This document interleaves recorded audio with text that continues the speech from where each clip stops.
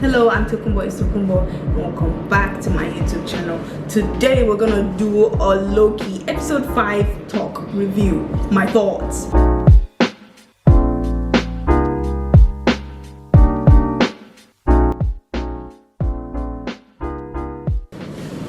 So if you remember, if you haven't watched any Loki series at all, but if you haven't watched Loki episode 5, spoiler alert, please go watch Loki.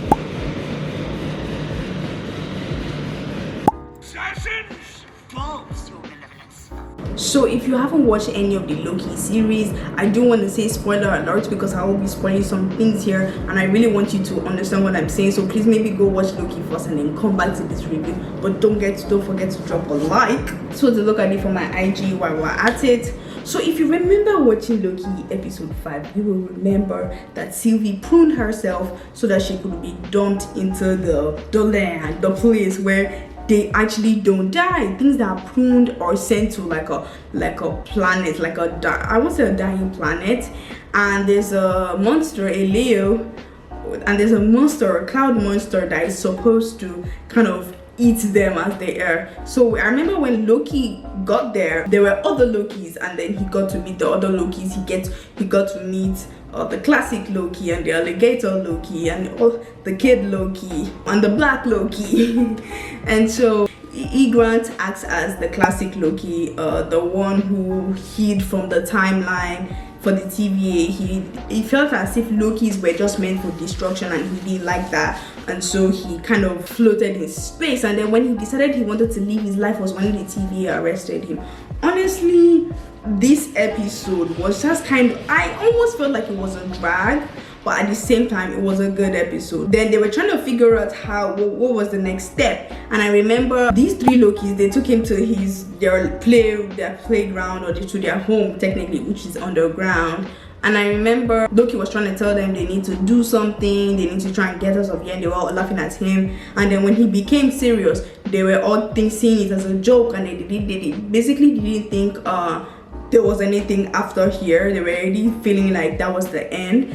And obviously Loki, Tom Hiddleston Loki, he's more, I would say he's just more hopeful, and I feel like he's just more hopeful because he just got there and he felt as if he had more to him. Like I felt like because he was in love with Sylvia at that point, he felt as if he has never liked anybody, so he's hopeful of the future just because he finally has something to look forward to other than destroying people. I felt like this Loki they showed was how I thought Loki was actually going to look like when I started watching the Loki series, but he looked very normal and very basic except for the hair. I felt like he would have crowns and all of that, but he didn't. And when they finally decided to do something, and then Mobius and Sylvie got back in, Loki and Sylvie were very happy to see each other. Mobius was also very understanding, and he was also very happy to see them because obviously Mobius was gonna be killed. Turns out he was actually alive, if you watch my episode 4 review. And I was just like, okay, well, what's gonna happen? And it felt a little bit anticlimactic to me, just because I felt like there would have been more. There was more from classic Loki because he created like a fake Asgard to distract the cloud monster so that he could so that Loki and Sylvie could like enchant the cloud monster.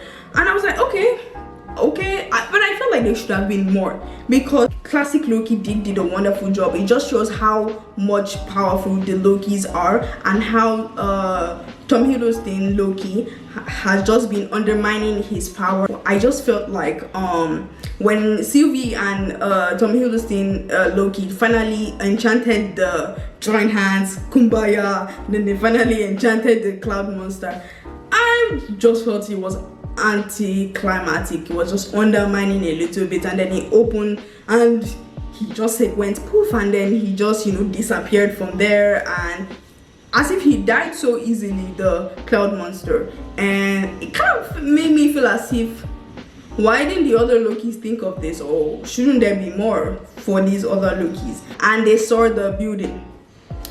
Honestly, who created the TVA at this point? Tell me. That's how I'm feeling right now. But when the cloud kind of opened and they showed like a haunted house, that's how it kind of looked. I was like,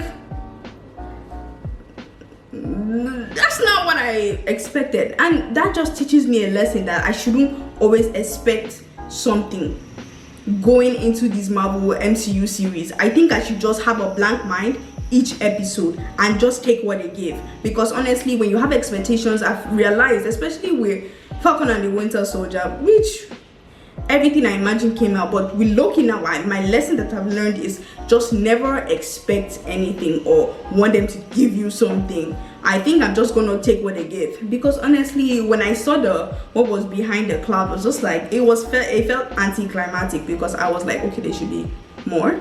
But now with episode 6 coming out, the final episode, we'll truly know who the TVA, who created the TVA, and who is the, puppet master in all of this. Honestly, I just hope that it's, at this point, I don't think it's going to be Kang. I don't think it's going to be Kang the Conqueror.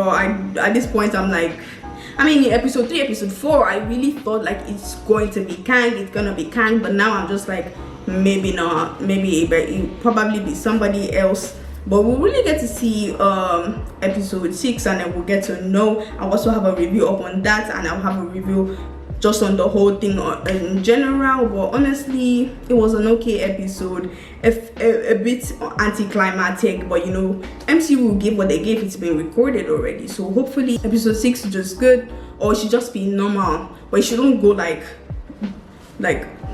because I'll just be like. But all around, it was a good episode. I enjoyed it. At the same time, it was anticlimactic, and I was just like, okay. But lesson learned: do not expect anything going to MCU series.